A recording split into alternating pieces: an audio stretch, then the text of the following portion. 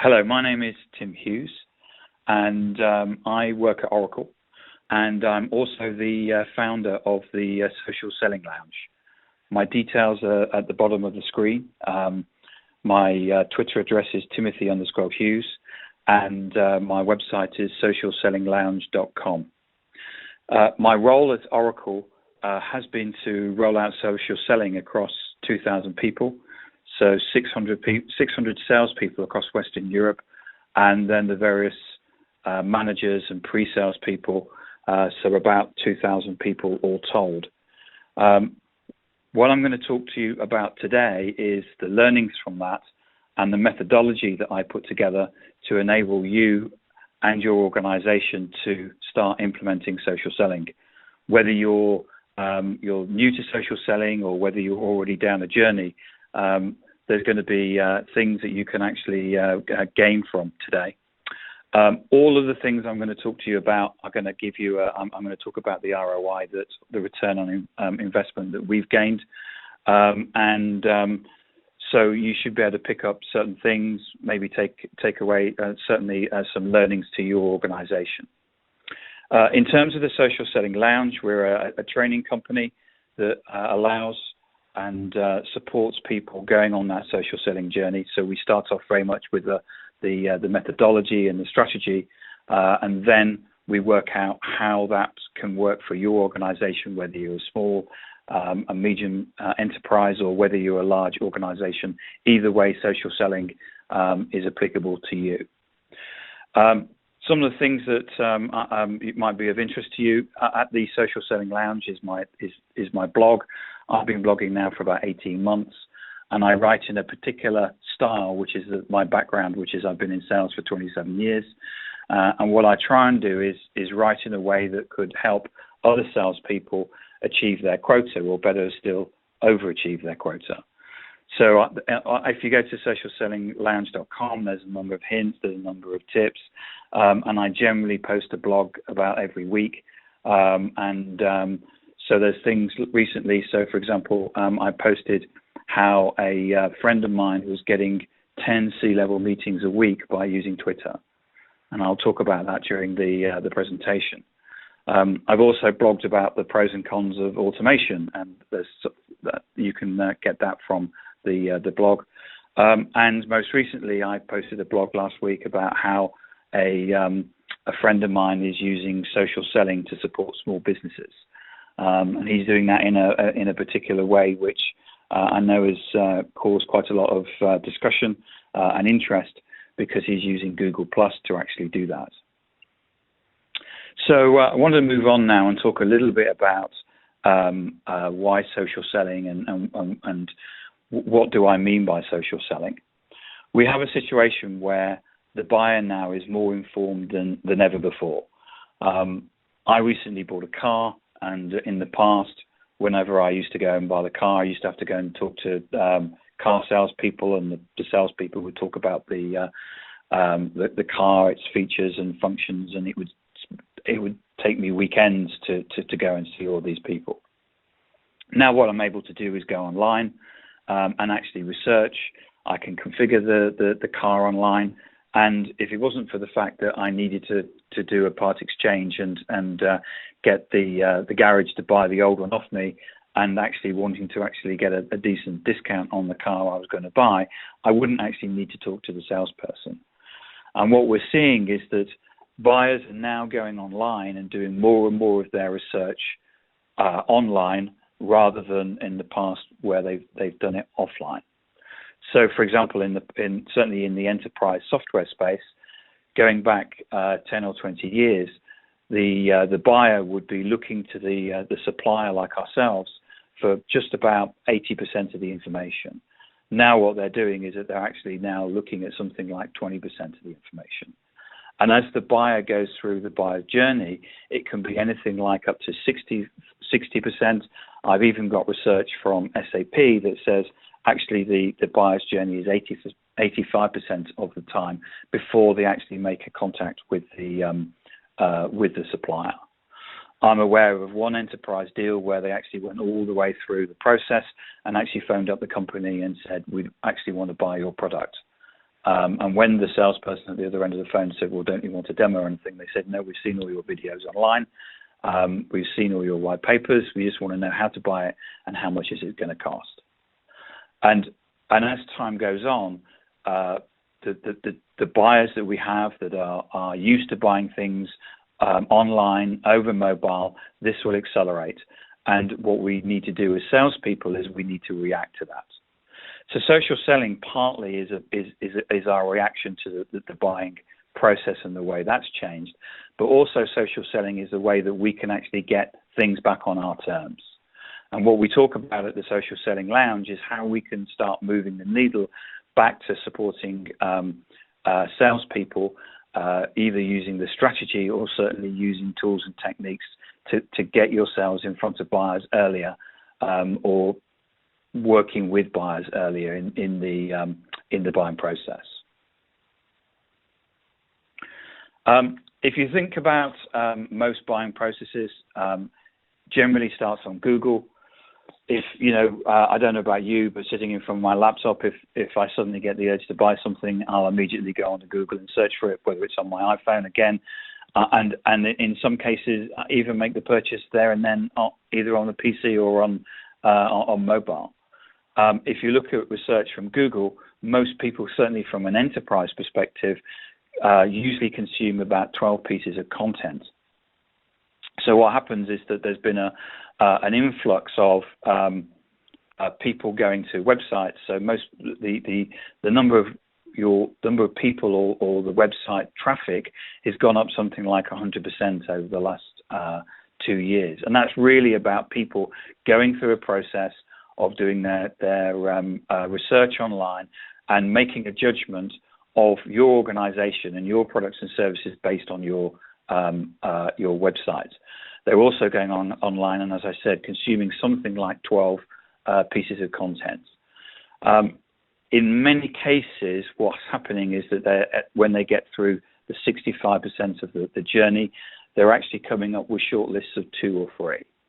And what we need to do as salespeople is make sure that we're on that short list of 2 or 3, or even what we're trying to do is engage with buyers as they're doing their research and actually shortcutting that the buying process and making sure that we're in early, maybe even actually being able to close the customer before they make that short list of 2 or 3. So it's no different from what we've done before in terms of going into clients, helping them and working with them, but closing them down, and obviously doing it before the competition. So what I'm going to talk about now is the methodology that I put together, which we call the 5 pillars of social selling, and I'll take you through those, and I'll talk about the ROI and the things that you can do to implement this. And also, you may have already been doing some of these things already, which is fine. What you can do is actually broaden out and make sure that you have a social selling program that will actually scale. So the first thing you should do is look at your own personal branding. And the key to that is my recommendation is to look at LinkedIn and build what I would call a buyer-centric profile. So you need to think about what is it that you do for your clients? What's the value that you're adding? What's the end point? Are you increasing their revenue or reducing their inventory, or what is it that you're doing? And that is in essence the thing that or the buyer profile that you need to come across. So move away from the online CV that people have had over the last few years and move to this buyer-centric element. Why do you want to do that? Because when people are going on and doing the research, most people will actually be in salesperson avoidance mode. They're not looking to engage with salespeople. They see that there's a time and a place for that. And what you're looking to do is try and find those people that are doing the research, and they actually come to you and go, oh, you're interesting. I'm actually researching about a telephone system. You seem to know a lot about telephone systems. I'll engage with you and have a conversation, and maybe you can help me. I'm in a situation as Tim Hughes that in the area that I work in, when I go to Google and I type in the particular keywords into Google, I actually come up on page one of Google. And I've also made sure that in LinkedIn, not only do I have the buyer-centric profile, but I also have the keywords that should people be actually typing those into Google, my LinkedIn profile should pop up in front of them. Then, if I've got engaging content and I've got a profile that shows that not necessarily being a thought leader, but certainly knowing about the area that you're investigating, then that would be something that they would be that people would want to come and engage with. And I do actually have people coming to me and saying, I'm looking for a new CRM system. Would you recommend one? So that's from a sales perspective, having people actually or having leads coming to you is well worth the investment and the time of building that profile. And I would say that you need to do things in terms of having a picture. You need to have a buyer-centric job title. You need to have content.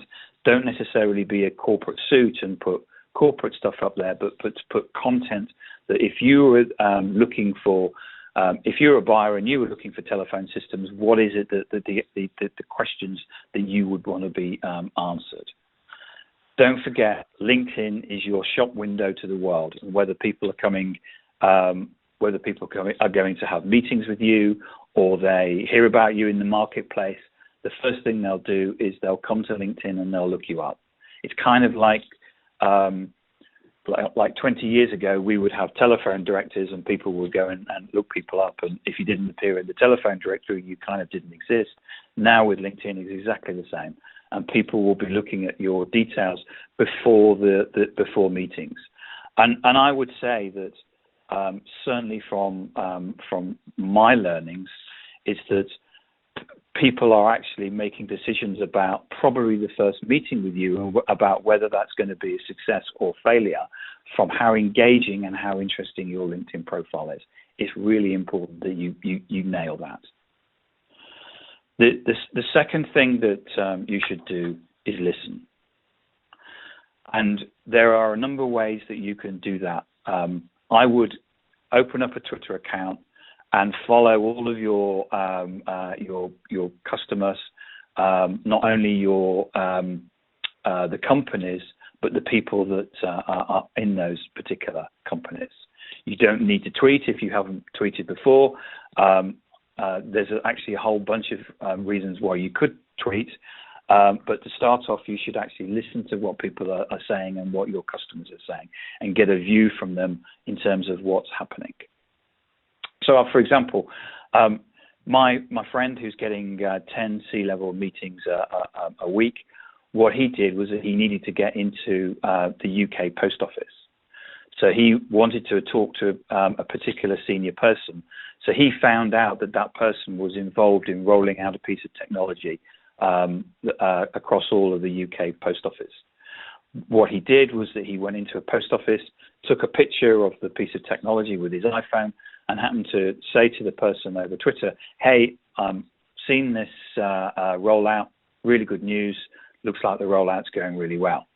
And this person, who is a C-level person within the post office, who you could never get to by ringing them up because of all the barriers of voicemail and personal assistance, basically responded within a couple of hours and said, yeah, thanks very much, thanks for the support. What my friend then did was that he went to him and said, we actually had a presentation the other week, and I've got a presentation, the output from that you may be interested in. The guy came back and said, will it cost me? And my friend said, no, not at all. The guy from the post office followed my friend, and immediately there was a bonding in terms of Twitter, in terms of following. And what they did was that they went into a direct messaging conversation, a DM. They then had a conversation, and my friend passed him the particular presentation. That got him a meeting, and that actually got him to sell his service. Now, he's selling a service which is about $4,500, which is about £3,000. He's making 10 meetings with C-level people a week. Now, as I say to my salespeople, even if you were making one of those a week, you'd be in quite a different place. So Twitter is something also that you need to think about and putting out and engaging with and working with, and being in a situation that when your buyers are actually looking for that telephone system, if they come to Twitter and they see you again as a thought leader, they will want to engage with you. But you can also use it as a way of actually proactively going to people and talking to them and prospecting through the medium of Twitter. You also need to think about influencers. And these are people that may be influencers in your accounts, but they will also be people who will be influencers maybe within your particular subject area.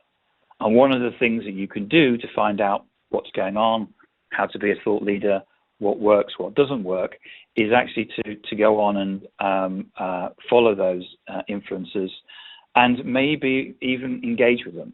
Engaging with them maybe very simply saying, that's a fantastic report, that's really interesting, or what was the best thing that you thought from that report? But what we're seeing within the buying process is as people go through and they do their research, what they're doing is that they are they're consuming certain pieces of content. They are also going to influencers and finding out what their opinion is. In my sector, for example, in the past, the influencers would be people like Gartner, they would be people like IDC, and now what we're finding is that there are other influences in the market like Ted Rubin, Brian Solis, even myself, and they're actually going to those people and they're asking that opinion. And so no real different than the way that I would actually buy a car. And I would go online and I would do my research and I would configure it. I would then turn around to people in the office and say, you've got one of these particular cars, what do you think of it? And most people will tell you that it works and stuff. You would actually use that information as part of your research process. Someone may tell you, well, I didn't find it very reliable, and again, you would use that as part of the research process.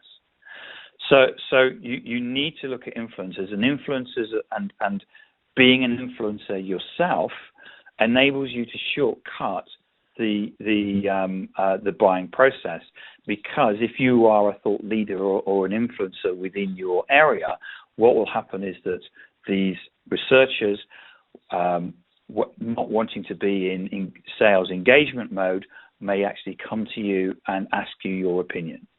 And at that point, you're able to, make your opinion known, and that will enable those people come up and actually put up a short list. You may actually, if you're a good salesperson, engage with that person and actually better close them down. So there's two types of influence. There's the influence that you can have and the way that you can shortcut the buying process, and the influences that you need to be aware of, that you need to engage with, because they could actually have an influence on other buyers and ultimately the short list that they're drawing up. Now, we actually have used marketing automation, and the reason why that we do that was that as people are moving through the buying process, what we would do is actually try and pick them at the top of the funnel, either through work with influencers or work ourselves with it. As people are doing the research, they would pick us up off Google, they would pick us up off LinkedIn or Twitter. Now, people are generally going to go through that. If you're not able to close them down immediately, people will still go through that research process. So you need to actually nurture those. Now, whether you want to do that manually, from you put them and say, right, I'm going to, I'll put a calendar entry in my Outlook for a month's time and give them a call. You could do that, or you could actually put them through an automated lead nurturing system. For example, in this case, what we would call marketing automation. And there's a number of different marketing automation systems that you can use to do that. But again, it's about trying to, if you're putting them into a marketing automation system, what that's doing is you're letting the system take the load, and that's freeing you up to do other things, whether that's prospecting, closing, or working, or all of the other sort of tasks that a salesperson has. And what we're finding from a marketing automation perspective is that in the past, if we, for example, did a telesales campaign, if we rang 100 organizations, we would get a response of about 5%. 5%, that is, that would say, yeah, kind of interest, can you come in and have a conversation with us? What we're finding is that we would have another 25 that actually say, yeah, maybe, another 3 months or another 6 months. So what we've done is that we actually now put those in nurture. So what we've been able to do is that we've been able to increase our telesales response from a 5 in 100 to now to a 30 in 100. So that's quite a massive increase in terms of our the ROI. Finally, one of the things that we found working within social selling is actually bringing the marketing department and the sales department together and getting them to work and collaborate. So what we have done is implement our own internal Facebook product, known externally as Enterprise Social Networks. So we've actually that's allowed us to increase our efficiency. So I did some measurements recently when we implemented our internal Facebook. We actually found that it increased employee efficiency by something like 25%. So Oracle has about 100,000 employees, so we've kind of got an extra 25,000 employees.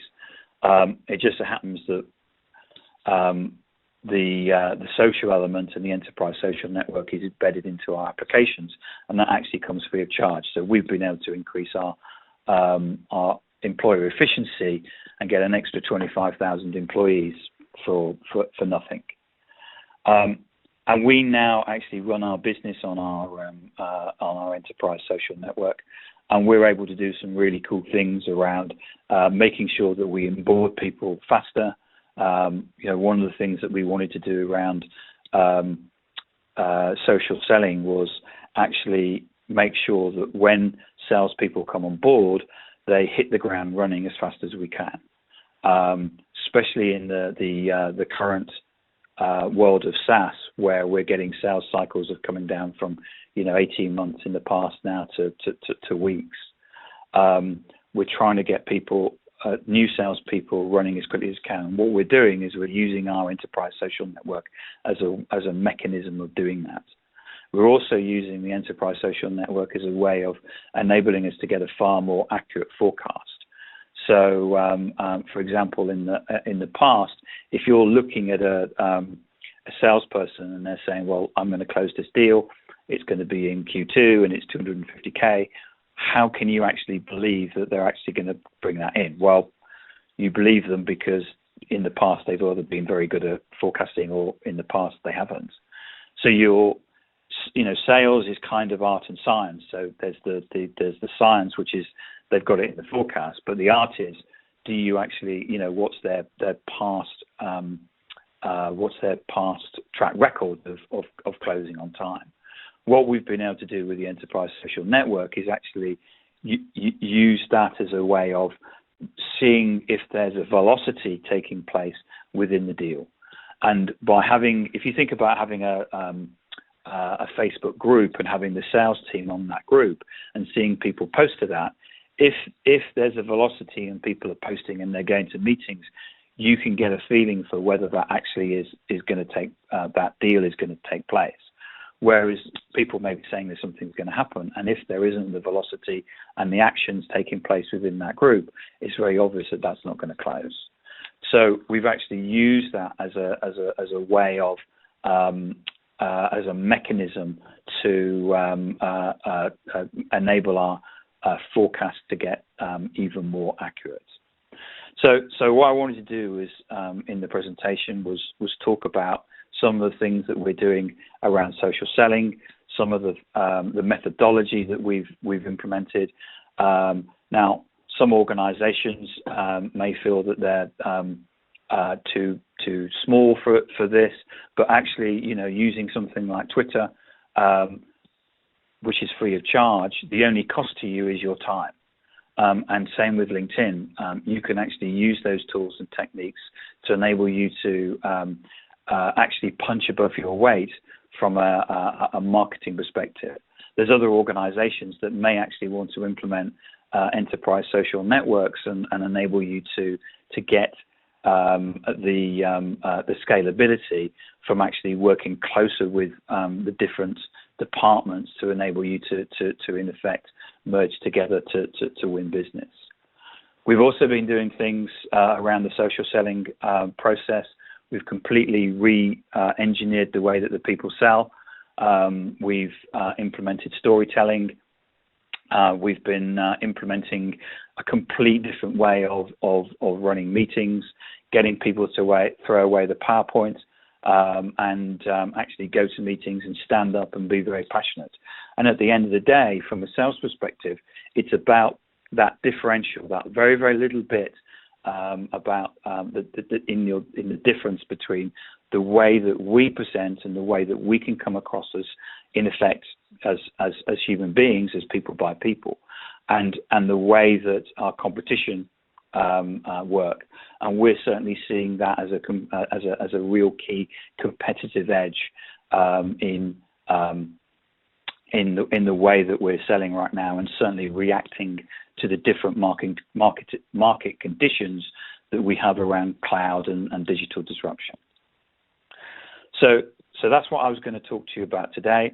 If you want to contact me, more than happy to take questions on my Twitter account, which is Timothy_Hughes. And if you're interested more in terms of how we could actually come and help you, then please come and see us at the Social Selling Lounge, and we'd be more than happy to take your questions. Thank you for listening.